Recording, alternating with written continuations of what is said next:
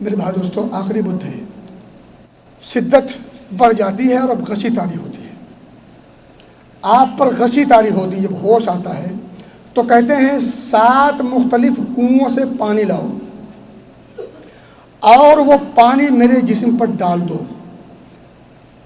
7 مختلف کنوؤں کے پانی لا کر کے مشکیزے میں لائے جاتے ہیں اور آپ صلی اللہ علیہ وسلم کو ایک لگن اور ٹب میں بٹھایا جاتا ہے اور پانی اوپر سے ڈالا جاتا ہے۔ پانی یہاں تک ڈالا جاتا کہ آپ نے کہا بس بس۔ نبی اکرم صلی اللہ علیہ وسلم جب نہا کر کے غسل فرما کر فارغ ہوئے، تھوڑی سی شدت میں کمی آئی۔ وہ جو بخار کی، مرض کی جو شدت تھی، اس میں تھوڑی سی کمی آئی تو آپ وہاں سے اٹھتے ہیں اور مسجد میں تشریف جاتے ہیں، اور ابھی بھی آپ کے سر اقدس میں پٹی بندھی ہوئی ہے۔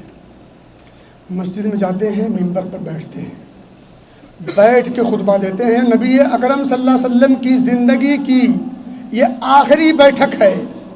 آپ نے اللہ کی حمد و ثنا بیان کی۔ حمد و ثنا بیان کرنے کے بعد لوگوں سے کہا ذرا قریب آ جاؤ۔ لوگ قریب آ گئے، اور آپ نے جو سب سے پہلی بات فرمائی ہے اس آخری بیٹھک میں، ذرا سوچیے گا، آخری بیٹھک میں جو سب سے پہلی گفتگو ہے حمد و ثنا کے بعد، اللہ کی لعنت ہو یہود و نصارہ پر۔ وہ نبی ہے جو نبی رحمت ہے، نبی رحمت۔ آخری 5 دن بچے ہیں اس دنیا کے، اور اس 5ویں دن جو آخری کے 5ویں دن ہے بدھ، اس وقت خطاب فرما رہے ہیں، اور خطاب کا حمد و ثنا کے بعد پہلا جملہ لعنت ہو یہود پر، نصارہ پر۔ کیوں لعنت ہو؟ ہم اور آپ کے گھروں پر قبضہ کر لیا اس لیے نہیں۔ اتخذوا قبور انبیائہم مساجد، اپنے انبیاء کی قبروں کو سجدہ گاہ بنا لیا۔ اس کی توضیح کی ضرورت نہیں ہے، اس سے پہلے کئی بار ہو چکی اور آپ سمجھدار ہیں ماشاءاللہ۔ لعنت ہو ان پر، کیوں؟ انبیاء کی قبروں کو سجدہ گاہ بنا لیا، انبیاء کی قبروں کو مساجد بنا لیا۔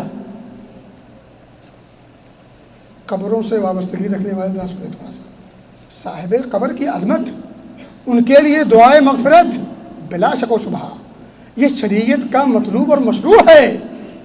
اس کے علاوہ کوئی اور کام نبی اکرم صلی اللہ علیہ وسلم کے اس فرمان کا مصداق ہے۔ کیا فرما رہے ہیں؟ لعنت ہو یہود و نصارہ پر کہ انہوں نے اپنی انبیاء کی قبروں کو مسجد بنا لی۔ اور میرے بھائی دوستو، آگے فرماتے ہیں اپنے بارے میں، صحابہ تم میری قبر کو سجدہ گاہ مت بنانا، میری قبر کو وطن نہ بنانا۔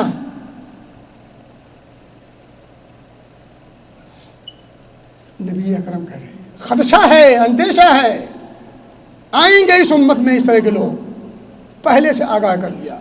میری قبر کو جس طرح یہود و نصارہ نے اپنے انبیاء کی قبروں کو، اس طرح تم صحابہ، اور یہ درس ہے قیامت کی صبح تک آنے والوں کے لیے، تم بھی میری قبر کو نہ بنانا۔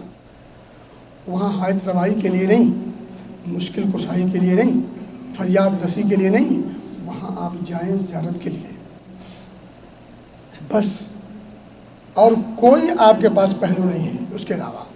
اللہم لا تجعل قبری وطنا یعبد، اللہ میری قبر کو بھی وطن نہ بنانا کہ لوگ وہاں جا کر کے پوجا و پرستش کریں، ماتھوں کو ٹیکیں، زمینیں نیاز خم کریں، آ کر کے مجھ سے فریاد رسی کے لیے مجھے پکاریں۔